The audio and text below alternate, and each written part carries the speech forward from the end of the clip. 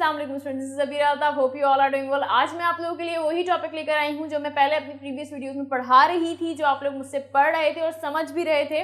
Preposition मैंने काफ़ी कुछ आप लोगों को उसमें समझा दिया है, उसकी इंपॉर्टेंस, उसके यूजेस, वो है क्या बेसिकली ये भी बता दिया है, बहुत सारे डिस्कस भी कर लिए हैं।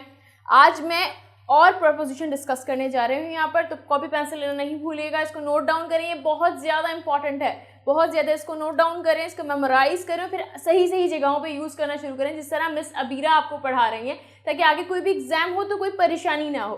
ठीक है, प्रेपोजिशन आपको आते हो, आपको लगे कि आप मिस अबीरा से पढ़ के गए, तो बहुत ज़्यादा यूजफुल है आपके लिए। ठीक है, तो स्टार्ट करते हैं। पहला है आज मेरा ऑन।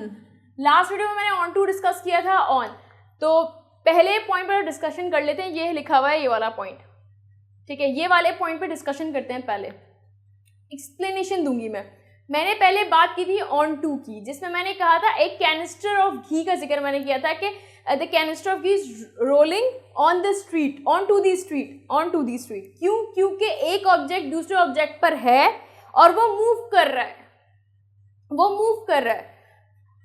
उस सिचुएशन में मूवमेंट की कंडीशन जब हमारे पास होगी, एक हमारे पास कंडीशन है जिसमें एक ऑब्जेक्ट दूसरे ऑब्जेक्ट पर मूव कर रहा है, तो वहां पर हम ऑन टू लगाते हैं। अगर यही सिचुएशन हमारे पास यहाँ पर भी हो कि एक ऑब्जेक्ट दूसरे ऑब्जेक्ट पर है पर वो मूव नहीं कर रहा है, तो वहां पर हम ऑन लगाएंगे। ये बात, इस तरह की बातें आपको शायद याद हो, मैं इन और इनटू में भी कर चुकी हूँ, तो यहाँ पर भी मैं डिस्कशन कर रही हूँ। ऑन और ऑन टू का भी बेसिक वही डिफरेंस है जो इन और इनटू का है।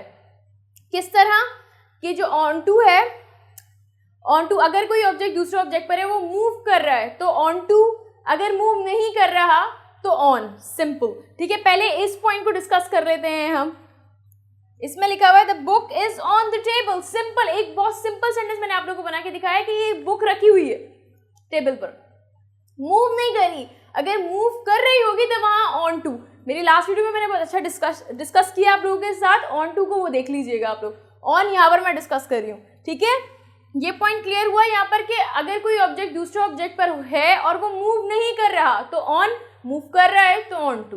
ठीक है, इसके बाद पहले पर आ जाते हैं, फिर ये पहले ये डिस्कस करेंगे, फिर ये डेट्स से पहले हमेशा ऑन लगता है, डेट्स से पहले हमेशा ऑन लगता है। उसकी उर्दू मीनिंग तो सिंपल है, पर मैं आप लोग को पहले से ही पता है। ठीक है, मैं डेट से पहले डिस्कस कर रही हूँ यहाँ पे कि हर डेट से पहले ऑन लगता है। जैसे कि I celebrate my birthday on 10th of August, I celebrate my birthday on 10th of August।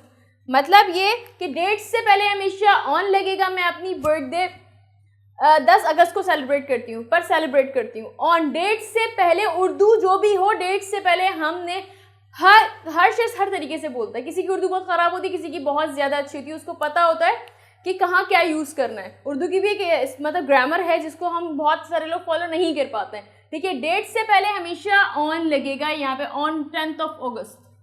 ठीक है, सेकेंड पॉइंट है ओकेजन्स। ओकेजन्स से पहले भी हमेशा ऑन लगेगा। You should purchase new apparel on this Eid. Apparel, apparel clothes को बोलते हैं, कपड़ों को ही बोलते हैं, पर ये कि ब्रिटिश इंग्लिश है, क्लोथ दूसरा जो होता है हम लोग जो यूज़ करते हैं वो अमेरिकन है, ब्रिटिश में अपैरल कहते हैं, अपैरल कपड़ों को, अपैरल। ठीक है, तो you should purchase new apparel on this Eid. तुम्हें इस ईद पर नए कपड़े खरीदने चाहिए। You should purchase new apparel on this Eid. ठीक है, ये हो गया, हमने ये सब डिस्कस कर लिया। डेट्स हो गए, ओकेजन्स हो गए, मूवमेंट पे बात कर ली, एक ऑब्जेक्ट दूसरे ऑब्जेक्ट पर है, तो ये था हमारा ऑन। डेट से पहले हमेशा ऑन लगेगा, ओकेजन से पहले ऑन लगेगा। ईद है, ओकेजन है, उससे पहले ऑन लगा। ठीक है, कोई ओकेजन है, 14th of मतलब इंडिपेंडेंस डे, तो हमने लगा दिया ऑन। कोई भी ओकेजन होगा हमारे सामने, हम वहाँ ऑन लगाएंगे, डेट्स होगी ऑन लगाएंगे। और जैसे कोई एक ऑब्जेक्ट दूसरे ऑब्जेक्ट पर होगा और वो मूव नहीं कर रहा होगा, वहाँ ऑन लगाएंगे। ये ऑन का यहाँ पे खत्म होता है। अब मैं बढ़ रही हूँ विया की तरफ। विया बहुत सुना होगा, थ्रू, बजरिया, इसके जरिए। ये सिर्फ और सिर्फ डिजिटल कम्युनिकेशन में ही यूज होता है। बस ये मैं आप लोगों को बता दूं, ये सिर्फ डिजिटल कम्युनिकेशन में ही यूज होता है। जैसे for example, please send your CV विया व्हाट्सएप। व्हाट्सएप के थ्रू या के जरिए आप मुझे अपनी सीवी भेज दें। ठीक है, ये in a sense of digital communication. Digital communication के ही सेंस में इसको यूज करते हैं, इसके अलावा यूज नहीं करते, क्योंकि यहीं पे इसका अप्रोप्रिएट वे है यूज करने का। ठीक है, प्लीज सेंड योर CV विया व्हाट्सएप के थ्रू आप अपनी CV मुझे सेंड कर दें।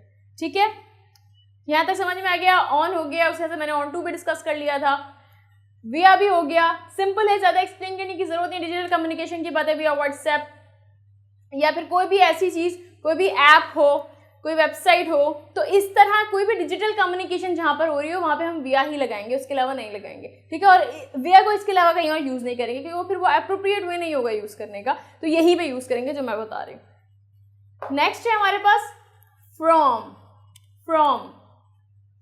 बहुत सुना होगा, आज कुछ पॉइंट यहाँ डिस्कस करते हैं और ये आप लोगों के लिए बहुत ज्यादा हेल्पफुल होंगे।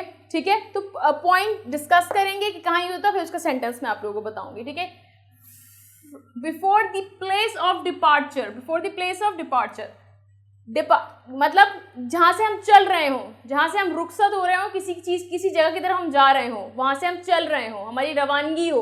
ठीक है, departure. He is coming from Karachi to Lahore, वो कराची से लाहौर आ रहा है, तो he is coming from Karachi.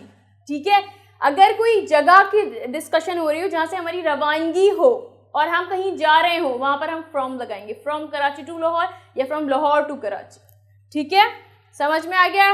From the place of departure, जहां से हमारी रवानगी हो, हम वहां से चल रहे हो, वहां पे हम फ्रॉम लगाएंगे। ठीक है, कमेंसमेंट मतलब होता है किसी चीज का स्टार्ट।